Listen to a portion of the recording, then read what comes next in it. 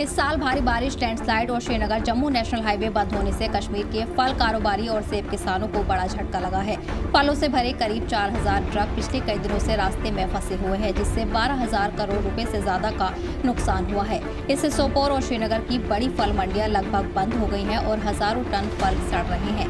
सेब व्यापारी और किसान कर्ज में डूबने लगे हैं क्योंकि वो अपने फल नहीं बेच पा रहे हैं। सीएम उमर अब्दुल्ला ने कहा है कि अगर केंद्र सरकार सड़क ठीक नहीं कर पा रही है तो इसे जम्मू कश्मीर सरकार को सौंप देना चाहिए।